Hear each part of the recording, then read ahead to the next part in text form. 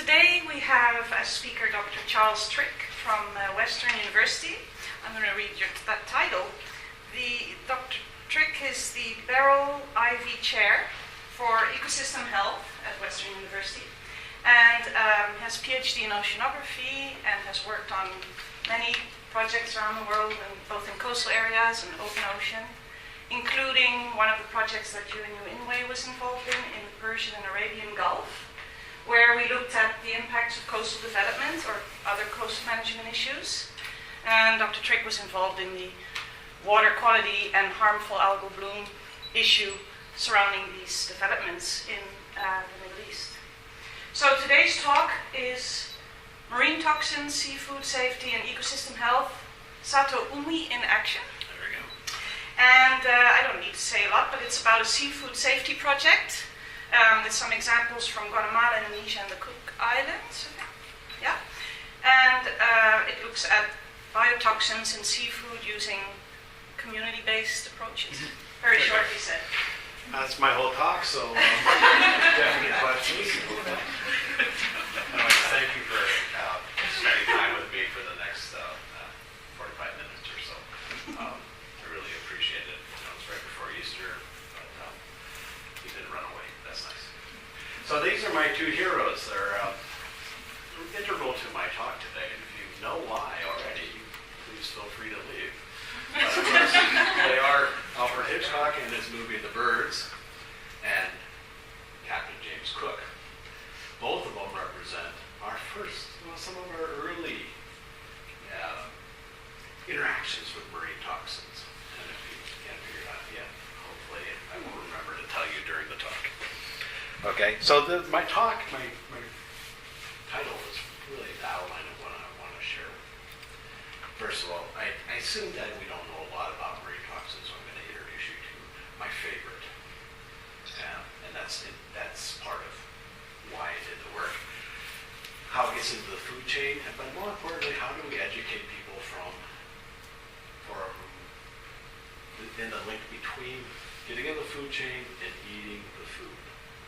Okay, that's going to be the key to my talk here.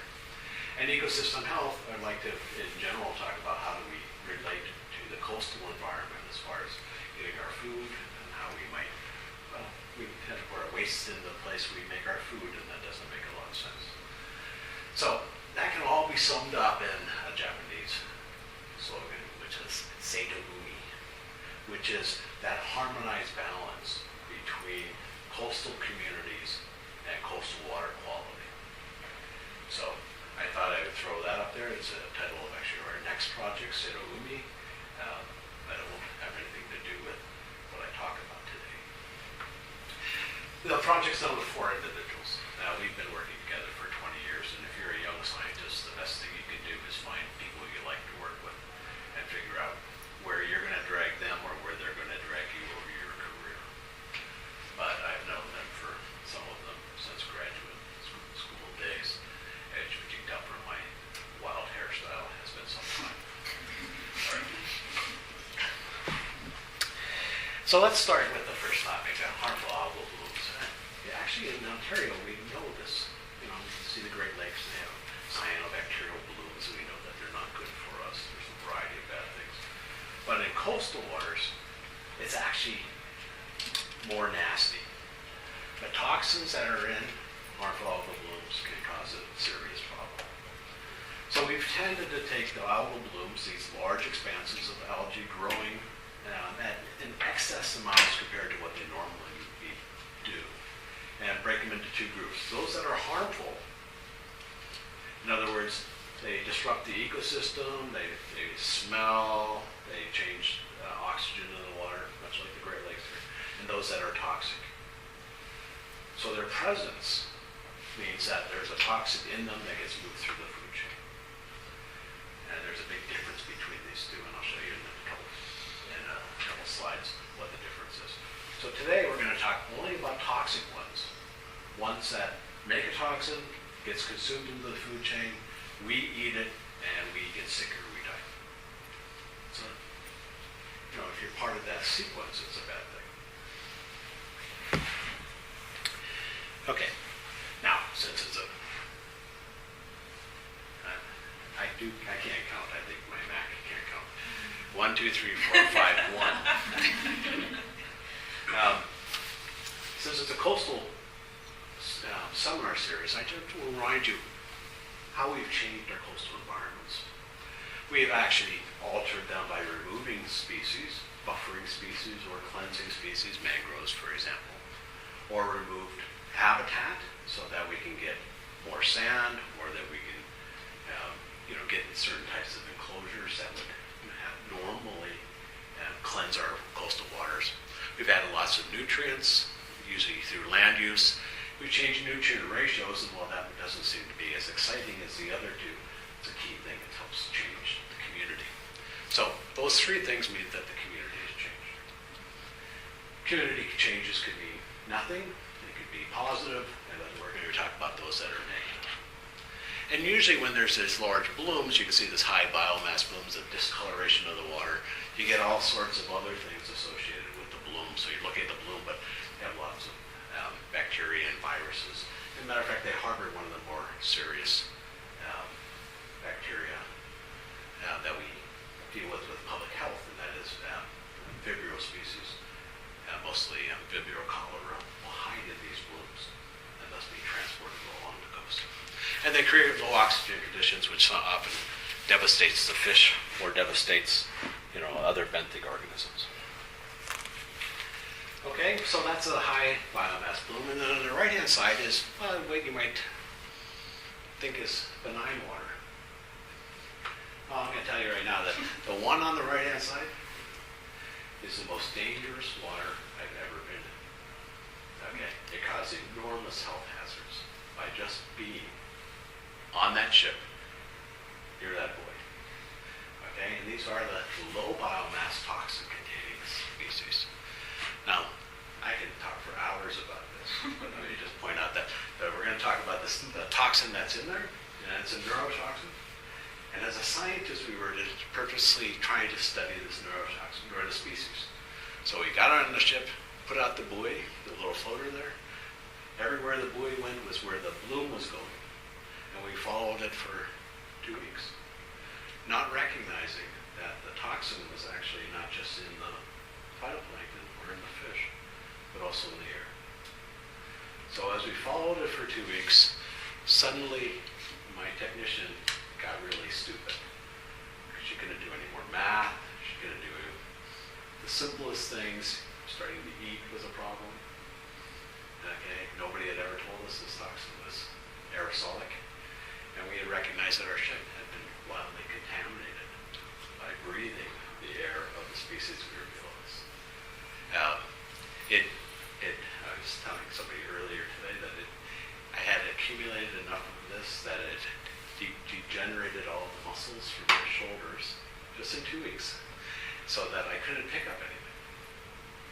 I went from the cruise, I thought everything was fine, and I started to go teach, and I would recognize when I get on the whiteboard and start writing like this, and then it gets lower and lower because I couldn't lift my arm anymore, so the whole lecture went down to this little thing at the bottom here, and I'm writing like this. And that was my good recognition that I had something wrong. After sorting it all out, it's contamination from the aerosol here. So what seemed like a good project turned out to be, we were far more influenced than our science. However, I digress. Low biomass is a bloom, but it just doesn't look like a bloom. It just looks like normal water. That's a problem. Because if you're fishing and you go in the water like this, you might think, this is beautiful, I love this. Not that you're going to be out there long enough to be contaminated, but your fish will have been there long enough to be contaminated. Sorry, where was this? This is off of Washington State, off of Puget Sound. Yep.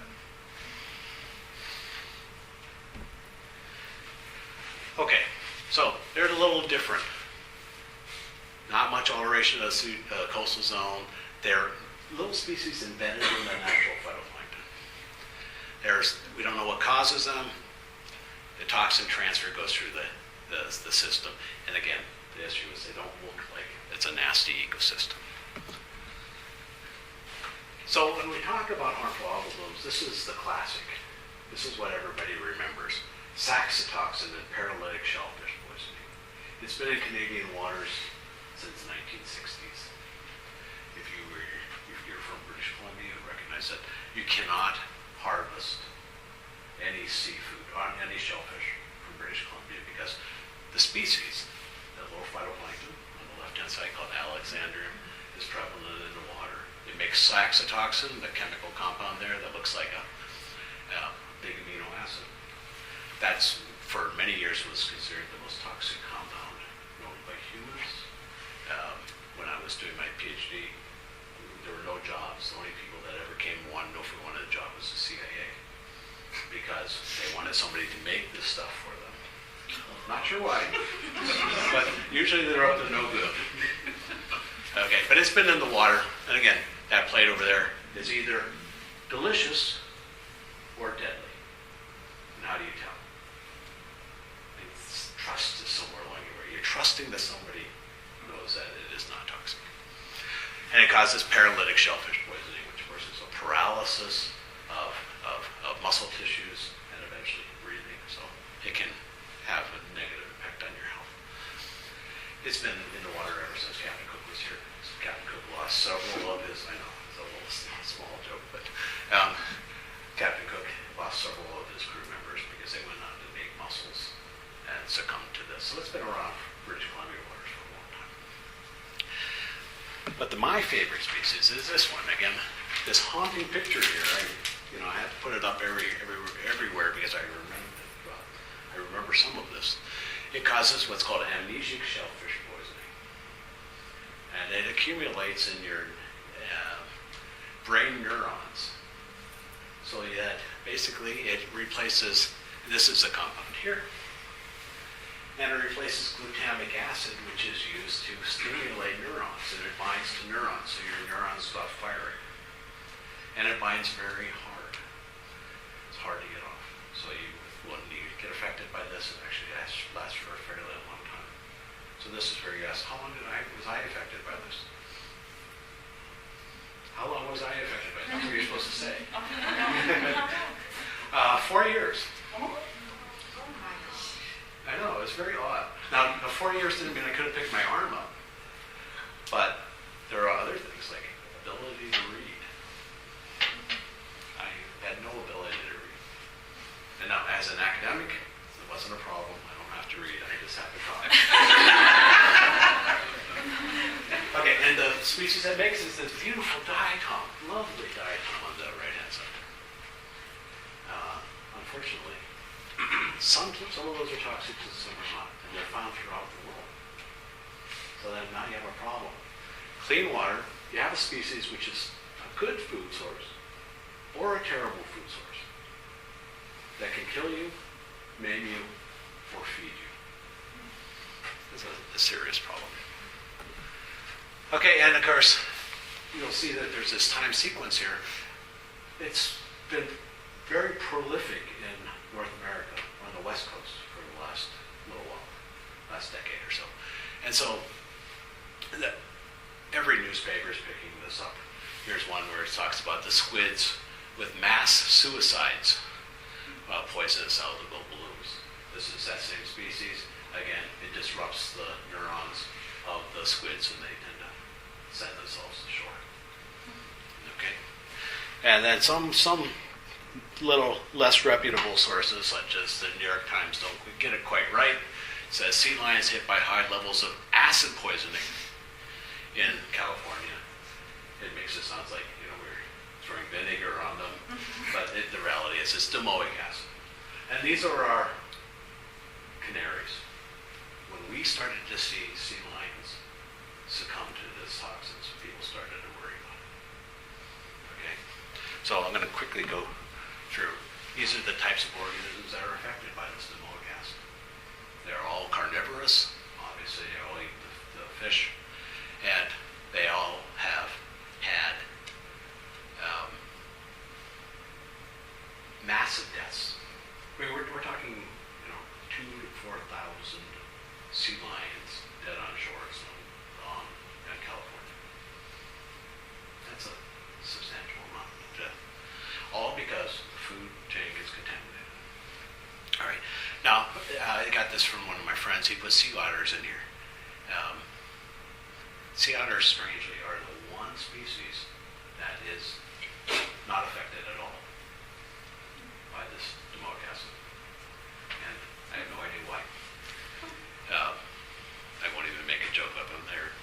But they may be the one species that's left, so in 10 years, if this bloom still occurs off of California, maybe you'll only be able to go see sea otters instead of sea lions. Okay, so here's the type of press you get when you start to study this. Algae may cause whale deaths. Certainly there's a lot of information suggesting that there's enough toxin accumulated by whales to cause deaths. Red tide troubles oceanographers, okay, poison seals. New studies find red types linked to human waste. And then again, sometimes they don't quite get it right. Marine algae thrives on urine, study finds. It's supposed to be urea. Okay, but I guess the message to you, get the message right. Okay, so some people get really dramatic about this. An ancient organism has awakened. Ignoring it is playing Russian roulette. It showed a vampire-ish taste for blood. Okay, so I like to use these in my grant renewals, but that last one's from Maxim, so that doesn't really work. It's not appropriate for my grants. Oh, sorry. So let's just go through the history a little bit. We talked in the back a little bit. I know you're all young, and you look at this and you say, wow, 1987, that's a long time ago, but that was the first case of domoic acid poisoning recognized ever. And it was done with Department of Fisheries and Ocean Environment Canada and National Research Council scientists in Prince Edward Island. 3 deaths, 150 people ill because they ate mussels that had been contaminated by this diatom. So everything we know about this toxin has come since 1987. Okay, but maybe in the 1960s it was in part of Santa Cruz, California, which is where most of these marine mammals have died. And that's because the birds had all sorts of problems. So here's the Santa Cruz Sentinel. Bird invasion hits coastal homes. Okay, and they have a picture, of course, a policeman with all these birds that are running into his police car. Okay. So, of course, some people would be quite concerned about this. Others would say, this is an opportunity. So Alfred Hitchcock, who lived in the area, get the movie, The Birds. Deranged birds attacking people. Okay, why? Because the original birds had domoic acid poisoning and couldn't fly anymore, so they were just falling out of the sky. So that was the first reference to the Alfred Hitchcock here. Okay, so the same area, again, 400 sea lions dead in 1 year. It gets worse than other parts of the areas. And again, it's a really growing problem. The whole West Coast is now contaminated up through Alaska. And we spent a little bit of time trying to figure out, where this species started and where it was going. So here's some maps to give you some indication. 10 years after the first discovery, we recognized that the west coast of Canada, the U.S., had animal deaths associated with this. New Zealand, and just a couple spots, Prince Edward Island's up there as well. And again, in 2005, not that long afterwards, so you can see that it's starting to expand. We're getting more deaths in little areas, but this whole area was really expanded. So last year we did a survey, what's known in the next 6 years, of where the species is. Oops.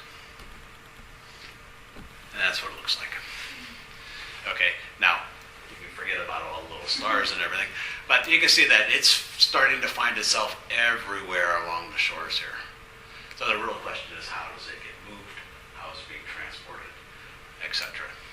But you can see this area here is highly contaminated. South America is starting to get contaminated as well. So is this a species which is a signal of our relationship with the coastal waters? Or is it a species which we just come to recognize? I'm not really sure. But the problem occurs here is many of the areas here that are contaminated are areas that want to use the coastal waters for other reasons. Oh, I got ahead of myself a little bit. Okay, here's the next problem with this species. That's what all those little dots were. Here's Pseudonutia, not to scale, they're only 20 microns or so long. But you can see that they're all the same shape, but they're all different species. The ones with the little red arrows are the ones that are toxic, and the other ones are not toxic. Now, if you get a sample of seawater, put it under the microscope, and your job is to figure out if people can eat your seafood, that's going to be hard to do because look at they don't look that different. You know, even to a trained eye, they don't look all that different. But one is deadly and one is good. So it's a problem for training. Okay, so just a summary. Do you have any questions about domoic acid? Neat toxin? Now we know, we can buy domoic acid very easy because when you do a heart transplant or you do work on your heart, they bathe the heart in domoic acid. Okay, and that stops all the neural transmissions. They can work on your heart and then they can wash it off with a chelator. So we know a lot about it. We just don't know what's really in the environment anymore. I'm just wondering about the exposure. When would you get sick? Like, do you need... How much you have to eat? Yeah. 2 mussels Well, would make you sick. Would not kill you. But you're small. 3 would kill you. You don't have to eat very much. Okay, so... I think it's important to mention there's a very good monitoring system that stops such mussels getting to market since that domoic acid outbreak. Good point, and that's exactly what I'm going to talk about here. Okay, because now you're going to see the sequence that makes it a problem. So if you know you're in an environment that has this species or a probability of this species, how do you manage it? Well, there's kind of 4 different ways. One is you just stop anybody removing any seafood from that area. You just recognize, like we have done, as we have done in British Columbia, that there's risk for contamination is too high. Can't use it. Really expensive, really rich countries can put out these biological sensors, that will monitor the water constantly for the presence or absence of this species and other species, whether they're toxic or not. That materials come out. There are only 3 of these in the world, so you can't really rely on those. Some rely on an animal model. In other words, as long as the animals of your area are not sick and dying, it's okay. And then most of us rely on a mouse bioassay where you would take some material prior to using it, prior to eating the fish, for example, and send it to a lab. They would then macerate it, clean it up, inject it in a mouse to see if the mouse dies. All right? If the mouse dies, you're not supposed to eat the fish that you sent them. Okay, you see a problem? Yeah, I have this beautiful fish I really want to serve for dinner. Can't wait for the mouse bioassay to come back. Okay, now for us it doesn't matter that much because we have some food inspection agencies that provide that buffer. But for other countries it matters, and that's where the training comes in. Okay, so we're going to try to work on those countries a little bit. We're referring to it as the Sentinel Approach. In other words, if you know something about your environment, maybe you can recognize whether it's a good or bad thing to eat food from that environment. Okay, so we're trying to use this as an early detection of HABs, these toxic HABs. And once you figure this out, you go to the managers, and they try to detect whether there's toxins in the seawater before the shellfish become toxic. So if you see toxins in the water, then you say, let's stop eating from this area for the next little while. Okay, and it all involves education, detection, communication, getting the information back to the people that are going to eat. Okay, and since I'm a little slow, I'm going to pass on this one a little bit. We built this project in 2 stages. First of all, we built along the west coast of the U.S. in this place called in the Olympic Peninsula. It's a combination of Oregon, Washington, and British Columbia. And it's really to provide an early warning of these types of toxins in the system. And I'm going to show you in the next slide how to do this. but it's training individuals that are concerned about this on being the early sentinels to make the cry that there's a problem before people start feeling ill. Okay, and we are able to use a couple things. First of all, the First Nations in Canada and the tribes in the U.S. use shellfish as a traditional food source. So they became very active in their self-monitoring. We taught them seawater sampling, we taught them taxonomy, we taught them how to use the microscope. And so they would go out twice a week, get a water sample in a very simple way, and see if our toxic species was there. And then we taught them these very simple, they're like pregnancy strips, on how to measure domoic acid. They don't tell you what the concentration is, they just say, yes, there's domoic acid or not. And here's how it works. Normally, again, as we pointed out, the traditional monitoring, people go out and dig clams, then they take a small portion of their clams and ship it to the Department of Health. The Department of Health then runs a mouse bioassay, and the assay itself is 72 hours long, and then they phone or fax the information back to the people that are digging clams, saying, you can either dig clams or we're going to close the beach. But there's a long timeline here. On average, it's over 14 days. So people start to worry about what they're harvesting, for example. So we thought, and it's expensive. Every time somebody goes out, or at least the tribes go out, they send this information here. It's more mice to do, etc. And it gives a great backlog, so things get slower and slower. It seemed like the worst scenario you could do. So in the Sentinel market monitoring, which is this is the take-home message here a little bit, is teach the individuals that are concerned about it to collect plankton. We then provide them with microscopes and training. They then look at the samples. If there is no Pseudonychia species, none of that diatom, they just tell everybody, you can fish, you can harvest. There's no Pseudonychia in the water. And that's within hours. Okay, if they see Pseudonychia, sometimes it's toxic, sometimes it's not, they just use these little pregnancy type strips, and they measure to see if there's any measurable toxin. If there's no measurable toxin, and this takes about 5 minutes, they can then send back the information saying, the cells are there, but there's no toxin, you can go ahead and eat the fish. If there is toxin, then those shellfish are sent to the Department of Health for a verification, and there's a closure until they get the information. Is there a relation to the time of year or temperature? I'm thinking of the old wives' tale you hear from the people on the East Coast where they say, never eat shellfish in any month that has an R in it. Yes, but well, I mean, May to August don't, and that's summer. So yes. Is that a significant time? It is for that first example I showed you, saxitoxin. I meant to remind you of that.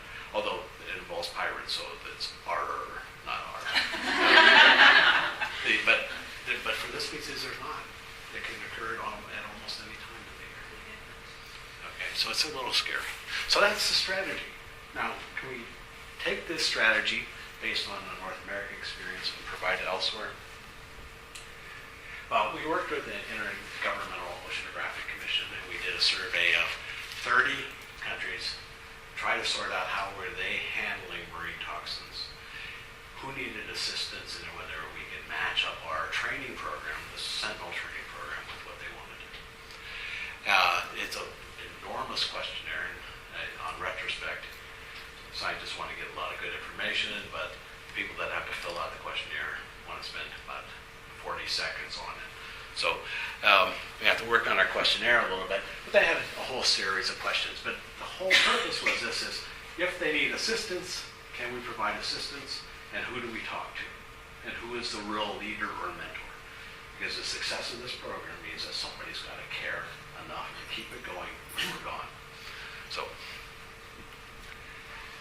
So we started for a 5-year period or so Sentinel monitoring program. And I'm going to just go through a couple of these to show you how it might work. Okay. 4 steps, pretty simple. Okay. Find, first of all, countries that we can partner with. And within the country, there is a designated leader, somebody that really buys into the project. So, and then we spend a lot of time with the anthropologist says, kicking dirt. Okay, so you go and talk to people and you just, that seafood safety, and you're just trying to build a relationship with them. Because they're going to be your eyes and ears.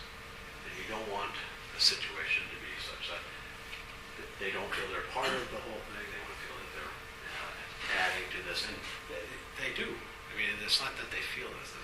You have to spend some walking around time. Okay, so build certain types of relationships. Start with the fundamentals. But the outcomes are the key here. If you teach the fundamentals, it's like basketball. If you teach the fundamentals, you'll win the game. But if you teach the fundamentals of how to sample things, how to do it right, it doesn't take that much time, but the value will be, the community will be happier because they can go out and get the shellfish, for example. And then we built this in here to try to avoid this, what the medical school calls helicopter training. You fly in, you pretend to fix a problem, and then you fly back out, and then the problem reemerges because there's no partners, there's no relationships, and they haven't learned the fundamentals. So we communicate with them weekly, monthly, to see how they're doing. Okay, so spend a little bit of time identifying what their training needs are. We talk to fishermen, we talk to the managers, we look at the facilities. These are in Guatemala. And we see what they need. And then we actually, through the funding agency, which is the government of Japan, would provide them with microscopes if they needed it. Would provide them with samplers if they needed it. Now, if you told them, we're going to come, we're going to bring microscopes, everybody's always happy to get a new microscope. So you have to figure out if they need them first. Okay, and again, build relationships with stakeholders. In the Philippines, the government really wanted this to occur. So they were willing to put in a lot of energy to make sure that this information was obtained. In Guatemala, it was the fishers that were keen on this, although they soon became unkeen on this when they recognized that, oh wait, if it's contaminated, that means I can't sell it. But I've already harvested it, so what am I going to do? They still try to sell it. Okay. And then you build a training program. It's amazing. It's a lot of fun. You can't imagine the thrill of teaching. I know. You all got excited when you saw the algae. When you see the phytoplankton and they're real under the microscope, it's very exciting. And you convey that information to everybody. Okay, and then you have different clients. What you saw in the previous one was from Indonesia, where the small high schools all developed a program of monitoring their coastal waters. And that way they always had the next generation coming in, and they built graphs, and they were really quite keen on this. In other places, such as Guatemala, it was involving individuals at the university, or the other one in Guatemala was the Navy. Now, I like the Navy part, because among other things, we had maybe 100 individuals that we were training that day, all in their nice uniforms. And I walked into the room and they all stood at attention. And I thought, oh, this is fantastic. I like this. And it turns out that the commander was behind me. So they could care less about me, but they're going to stand for the commander. Anyway, so we trained the Navy. And again, they were going to start their own survey for the area and relate that to the fishers. Okay, these are just a reminder of things that we talked about. How to sample, how to measure those species that are there. They don't have to know everything, they just have to know which ones are toxic. They do nutrient analysis, sampling, toxin analysis, different types of monitoring a database. Now this is partly of what you were going to get back as a scientist. We now have 20 or 30 environmentally monitoring stations where they are collecting all this information for us for a larger environmental monitoring program. So they are assisting us as well as we are assisting them. Maybe they're doing more for us than us. And of course, at step 3.5, there's always an awards ceremony. They get a certificate and they get their picture taken. It's always exciting. So here's a typical group. We can do about 25 students at a time in our training. Okay, and again, whole series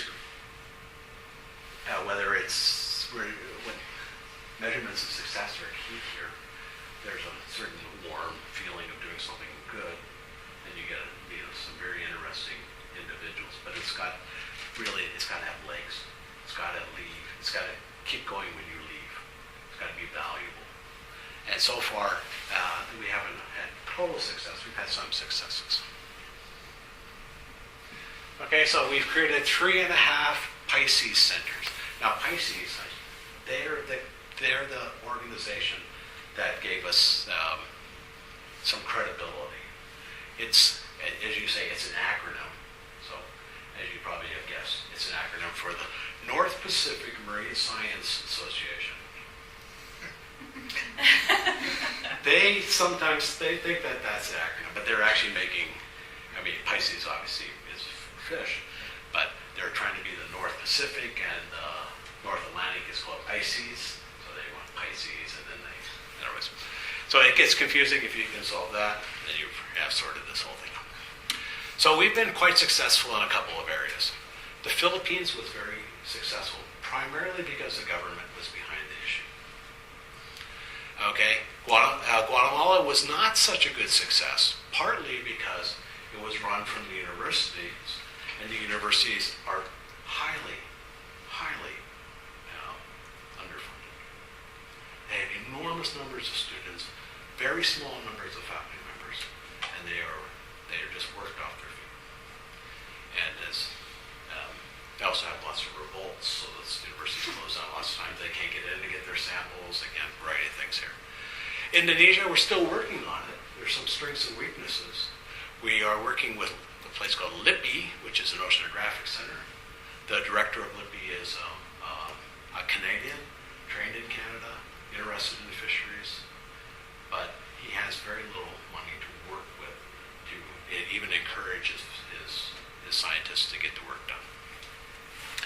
So far, we've had one success, one partial success, and one not such a partial success. Okay, so here's the last one. We only have a half of an institute in the Cook Islands. It's for a different toxin. It's hard to measure. We're trying to build a technology to measure this in a very simple way. But it's going to represent a process where we survey 23 South Pacific countries for ciguatera fish poisoning. It's a serious marine toxin that's on the rise because it's really grows well in slightly warmer water in areas that are very coastal, and I kind of hate to say this to this audience, where in areas where people have built marine protected areas. So there's an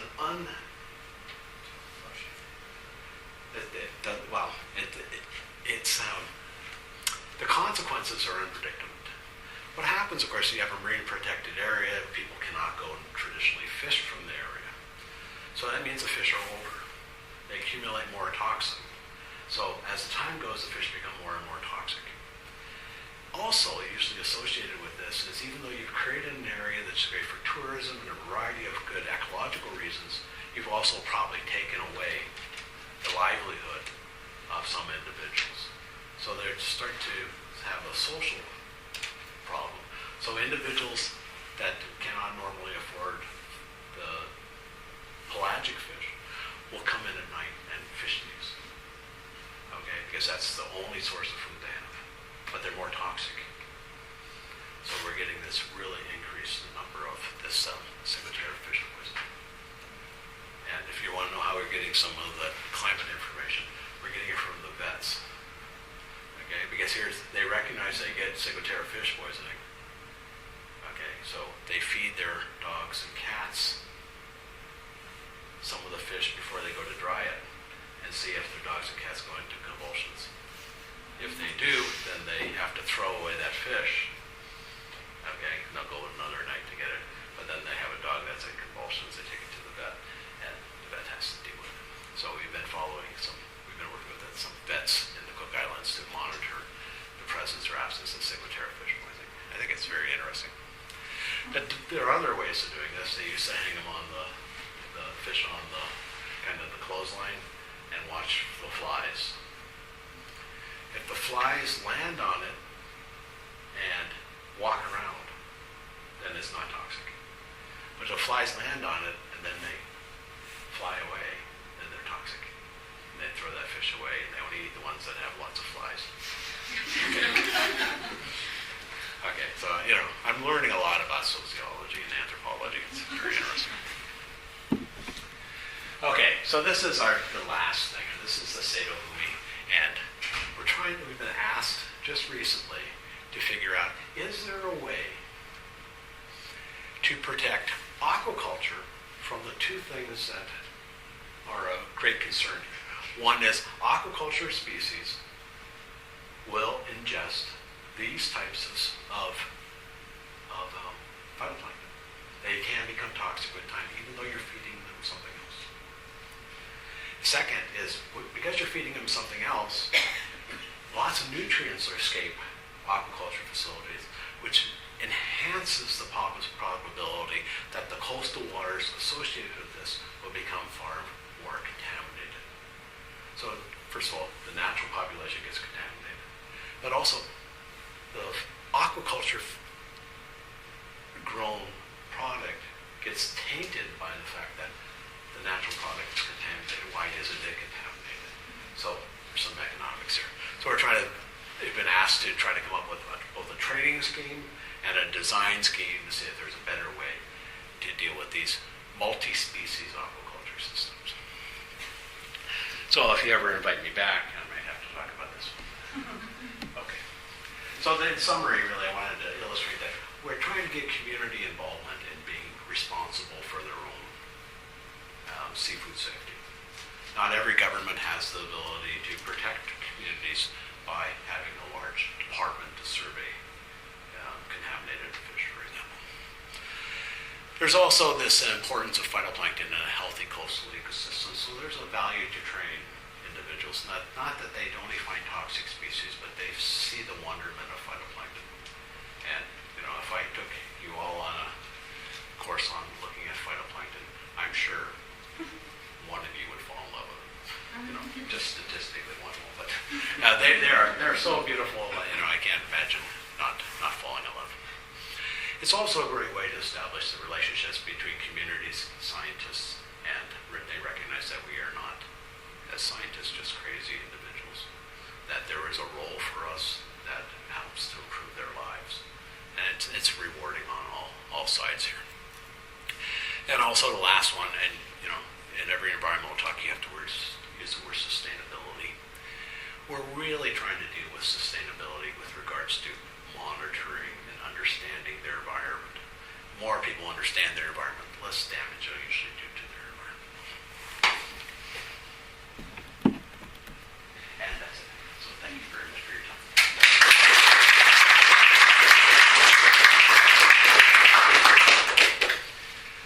Any questions? Yeah, this one question intrigues me, and it's going into detail on the biochemistry and the physiology. You said the monitoring process depends on the identification of the species, Yes. and then a test to see if there's toxin there or not. Yes. So what's the trigger for the production of the toxin? Is it simply a matter of population density, and these things are always producing this toxin, or is there an environmental stress trigger that makes the phytoplankton produce this toxin? Yeah, no. Wild makes appropriate question. I have a slide which I refer to as my dog's breakfast slide. And it's a list of all the papers that have claimed that they know what stimulates domoic acid's production in the cells. And it is anything you can think of. How much nitrogen is there? How much phosphorus is there? If they run out of nitrogen, if they run out of silicate, if they get too much light or not enough light. And I contribute to it by saying if they get not enough iron or get too much copper. Okay, so that list is actually quite large. So it reminds me of the two things. One is it's either a lot smarter than we are, or that it is really a generic thing. That when it starts to slow down its growth, and it has this, it gets lots of carbon coming in for photosynthesis, but it doesn't have anything to do with it, it can't grow, that it deals with it that way. So there's no one trigger, or else we that's where that R comes in, for the different months for the other species. That species makes the toxin when it's growing fast and when it stops growing. So in the summertime, it just grows. Moderate rates, doesn't make the toxin. Early and late, it makes the toxin. So you can translate that to the months. Okay. For this species, it only makes toxins on days that end in Y. I figured that out. I've been reading about manatees that have been dying off the coast of Florida. Yes. Would that be the same Demoa toxin, or is that something totally different? No, it's a combination of two toxins. Domoic acid is one of them. And then they make another toxin, which is called toxin. Yeah. And it's a secondary one. And the thing is that they're additive. This one's a neurotoxin. It binds on behavioral issues. And the other one is a sodium channel blocker, so it means that the muscles start to spasm up so they lose their ability to maintain themselves in the water column. So they drown. Very sad. Has this just been, like I just heard this recently, has this been going on for years and years and years? No, I would say, It's just I would say 20 years. I mean, I recognize for some of you 20 years is a long time, but for some of us 20 years is not very long. So it is an issue. I just have a small question on how you guys plan to deal with, I guess, accountability. So if your system were to have, let's say, a false negative and some people get harmed, how are you guys going to handle that? Well, I mean, luckily it's never occurred. We don't, we err a lot on,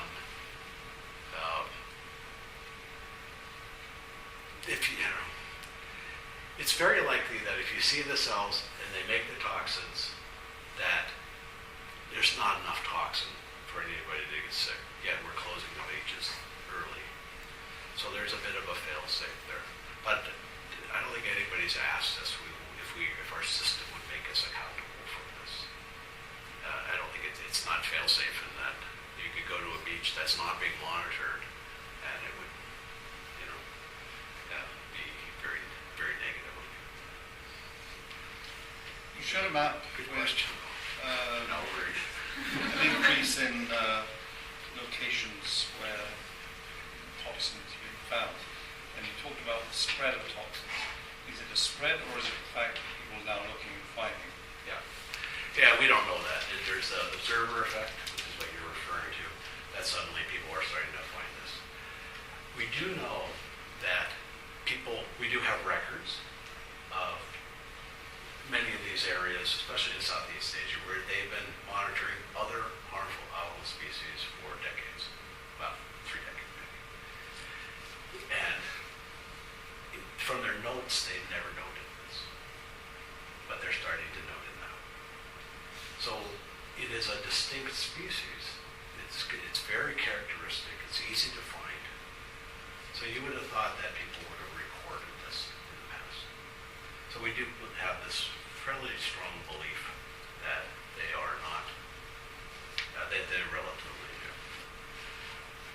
The other small piece of information is that the genetics from North America are very similar to what you're seeing around the world.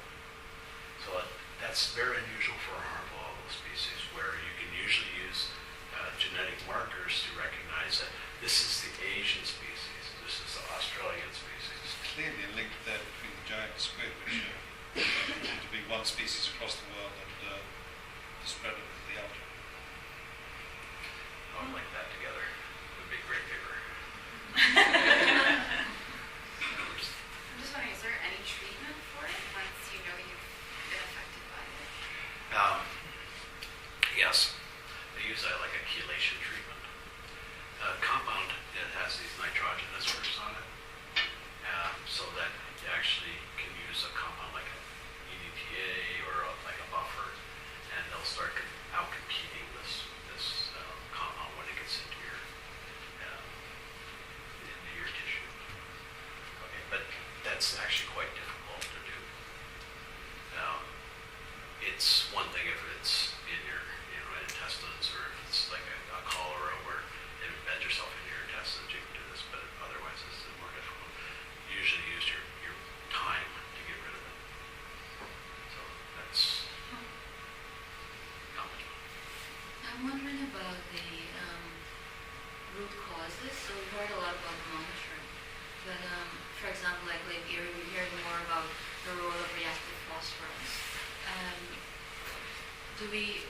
lots of research on the causes and, what can we do to prevent it rather than Yeah, monitor no, it? I agree. I mean, we'd love to know those answers. The reality is, this is an invasive species in many ways. And I think we've altered our environment such that it's got its own niche now, which allows it to spread. There's a variety of current suggestions that, if the acidification of the coastal waters is a big issue, and it may provide them with a competitive advantage. So you can imagine we've now suddenly opened up a new environment for them. So it's very unlikely that you can stop that environment. For example, all along the west coast, the normal pH of the ocean is 8.1. The waters that are upwelled along the west coast are 7.6 already. So this has occurred at about the same time frame as the spread of the species. So this might be a species that is not something we've initiated other than we've created this new ecological space for it. And thus it might be the most sinister of all the HABs, microcystis, unlike Erie. We can get rid of it if we get rid of phosphorus, for example. Okay, this one's sneaky. So the associated question is, why do they make the toxin? They make a toxin just to kill fish or kill humans. That requires some sort of new vision because nobody knows that answer. We've posed some questions, thrown them out there in publications, and ultimately they don't stand. So it is a big concern why they make toxins. They don't do it to wipe out a manatee so they get new nutrients into the system. So very complicated. Okay. Well, you want to ask a question about this? Red tide? Okay, there's a final thing of red tide. Again, this is another project we deal with. The red here is from fish. Species, harmful algal bloom species, out in the coastal waters, and the fish go through, swim through the bloom, and there's all these little barbs on the side of the fish, and it scrapes their gills. So when it goes from one side of the boat to the other side of the boat, it goes from clean water to this big stream of red water as the fish bleed out as it goes by. Coastal waters can be quite